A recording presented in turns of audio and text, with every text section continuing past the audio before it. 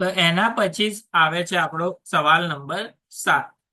તો 7મા સવાલમાં આપણને કંઈક આવો સવાલ આપેલો છે. એક રમતના મેદાનમાં વર્તુળાકાર માર્ગ છે. સોનિયાને એક પરિભ્રમણ પૂર્ણ કરતા કેટલો ટાઈમ લાગે છે? 18 મિનિટ લાગે છે. જ્યારે રવિને તે જ પરિભ્રમણ પૂર્ણ કરતા કેટલી મિનિટ લાગે છે? 12 મિનિટ લાગે છે. ધારો કે બંને એક જ સમયે એક જ બિંદુએથી એક જ જગ્યાએથી એક જ દિશામાં પરિભ્રમણ કરે છે, તો કેટલી મિનિટ બાદ બંને ફરીને પ્રારંભિક બિંદુ પર શું થશે? ભેગા થશે. એટલે કે આ જે બે સંખ્યા આપેલું છે એનો આપણે શું શોધવાનો છે? લસા શોધવાનો છે. તો સૌથી પહેલા તો 18 ના અવયવો પાડી લઈએ, એના પછી 12ના અવિભાજ્ય અવયવો પાડી લઈએ. 18 2 વડે ભાગીશું તો 9 મળશે, એટલે કે 3 × 3 લખી શકાય. આ રીતે લખી શકાય.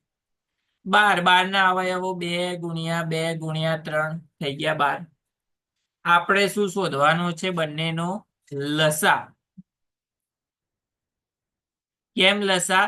કારણ કે સ્વાભાવિક વસ્તુ છે કે રવિ એક રાઉન્ડ પૂર્ણ કરતા 12 મિનિટ લગાડે છે અને સોનિયાને 18 મિનિટ લાગે છે. તો જ્યારે 18 મિનિટ થશે ત્યારે આ તો બીજા રાઉન્ડ નું અડધો પહોંચી ગયો હશે.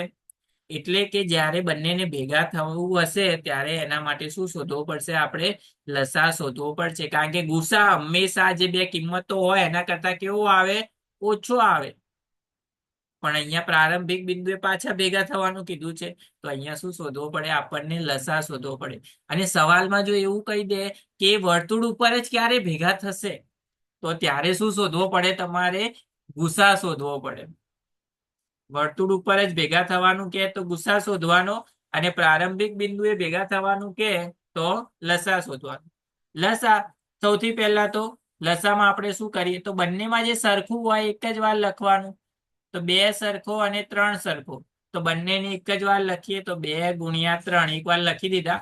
બાકી વધ્યું એ ફરીથી લખી નાખીએ તો 3 × 2 વધ્યા તો એ લખી નાખ્યા. ગુણાકાર 2 × 3 6, 3 × 2 6, 6 × 6 શું થઈ જશે? 36.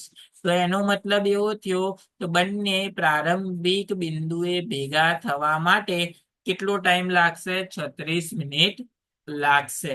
એટલે કે જો રાઉન્ડ ગણીએ તો રવિના 3 રાઉન્ડ અને સોનિયાના 2 રાઉન્ડ પછી એ બંને શું થશે?